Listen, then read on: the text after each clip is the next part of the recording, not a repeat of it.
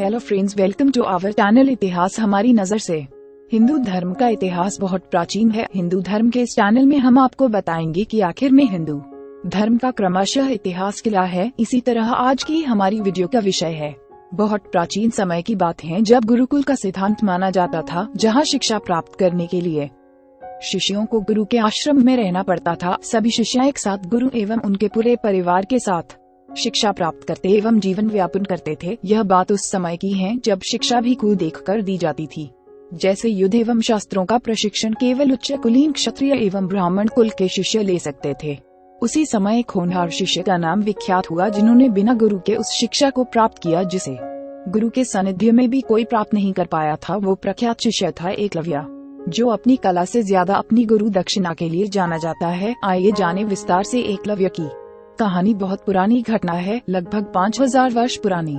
जब भारत में कुरु वंश का शासन बहुचर्चित था, उन दिनों एक भील बालक था जिनका नाम एकलव्य था। वो भीलों के राजा का पुत्र था। एकलव्य एक सुंदर गठीले बदन वाला एक होनहार बालक था और अपनी उम्र के बालकों से बहुत भिन्न था। छोटी उम्र से ही उसके स्वप्न थे, स्वयं के विचार थे, जिसके कारण सभी उससे प्रभावित थे। एक दिन भील राजा अपने पुत्र एकलव्य को बड़ी गंभीरता से देख रहे थे और विचार में थे। एकलव्य उन्हें बहुत खोया खोया और बेचैन दिखाई दे रहा था। अन्य बच्चों की तरह उसका मन बचपन की शरारतों में नहीं, बल्कि किसी उलझन में उलझा दिखाई दे रहा था। पिता पुत्र एकलव्य से इस गंभीरता का कारण पूछते हैं। तब एकलव्य अपने दिल की बात अपने पिता से कहता है।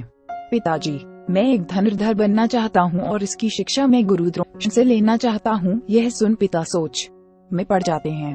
उन्हें पता है कि गुरु द्रोण राजकुमारों को ही शिक्षित करते हैं और भील जाति को विद्या देना गुरु द्रोण के धर्म के विरुद्ध है। लेकिन एकलव्य के मुख पर धनुर्धर बनने की जो प्रबल इच्छा थी, उसके आगे पिता कुछ कह नहीं पाते और अपने पुत्र को गुरु द्रोण के पास जाने की आज्ञा दे देते हैं। एकलव्य बहुत उत्साह के साथ गुरुकुल की तरफ यात्रा शुरू करता है और कई तरह के स्वप्न और दृढ़ संकल्प मन में लिए वो गुरु द्रोण के गुरुकुल पहुंचता है। उस समय द्रोणाचार्य हस्तिनापुर के राजकुमारों को शिक्षित कर रहे थे। जब एकलव्य गुरुकुल में प्रवेश करता है, उसकी आंखें तेजी से गुरु द्रोण को ढूंढती हैं। उसने कभी द्रोण को देखा नहीं था, लेकिन उसके अंतरपटल में उनकी एक विशेष छवि थी और वो उसी छवि को ढूंढता है। उसे आश्रम के प्रशिक्षण क्षेत्र में एक बालक के साथ गुरु दिखाई देते हैं, जो उस बालक को धनुर्विद्या का पाठ सिखा रहे हैं। एक झलक में ही एकलव्य को एहसास हो जाता है कि यही है उसके गुरु द्रोण, जिनसे विद्या लेने वो अपने घर से इतना दूर आया है। एकलव्य गुरु द्रोण के समीप जाकर उन्हें प्रणाम करता है। एक अपरिचित चेहरे को देख गुरु द्रोण प्रश्न करते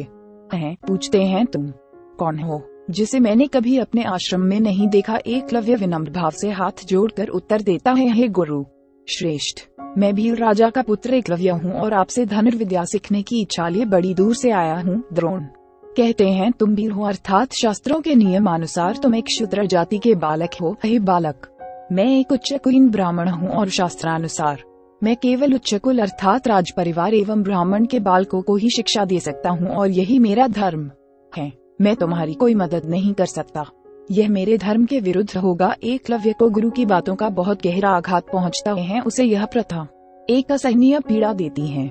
वो शीश झुकाए खड़ा रहता है। तब समीप खड़ा राजकुमार अपमानजनक शब्दों में एकलव्य को वहाँ से जाने को कहता है। वह राजकुमार कोई और नहीं बल्कि अर्जुन था, जो एकलव्य से कहता है, क्या तुम्हें जातिगत नियमों का जरा भी ज्ञान नहीं, जो तुम गुरु श्रेष्ठ से विद्या सीखने की इच्छा लिए आए हो।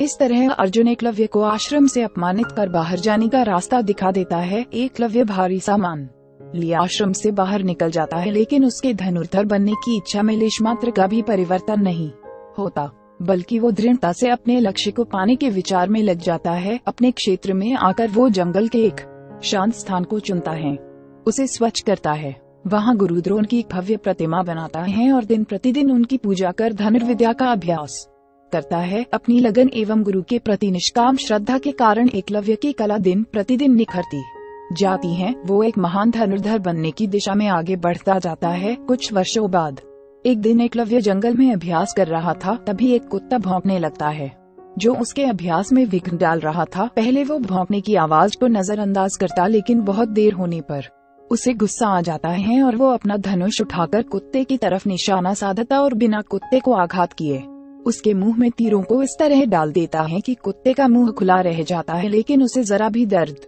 नहीं होता। इस तरह उसका भौंकना बंद हो जाता है। उस समय उस वन में कुछ दूरी पर गुरु द्रोण के साथ सभी राजकुमार भी अभ्यास कर रहे थे। तब सभी की नजर उस कुत्ते पर पड़ती है, जिसे देख गुरु द्रोण आश्चर्यचकित रह जाते हैं और उनके मन में यह जिज्ञासा उठती है कि यह कौन महान धनुर्धर है जिसने इतने अच्छी तरह से इस कुत्ते का भौंकना बंद किया। द्रोण उससे मिलने की इच्छा प्रकट करते हैं और सभी के साथ वन में उस महान धनुर्धर की खोज में निकल पड़ते हैं। कुछ दूरी पर उन्हें एकलव्य दिखाई देता है, जिसे वे पहचान नहीं पाते और पूछते हैं, क्या तुम वो धनुर्धर हो जिसने इस कुत्ते का भौंकना बंद किया? एकलव्य उसी विनम्रता से प्रणाम करते हुए हाँ में शीश झुकाता है। गुरु द्रोण कहते हैं, हे शिष्य, मैं तुम्हारे गुरु से मिलना चाहता हूँ जिसने तुम्हें इस काबिल बनाया है। तब एकलव्य शीश झुकाकर कहता है, मेरे महान आदरणीय गुरु का नाम गुरु द्रोण है। यह सुन द्रोण आश्चर्य से कहते हैं, यह कैसे संभव है?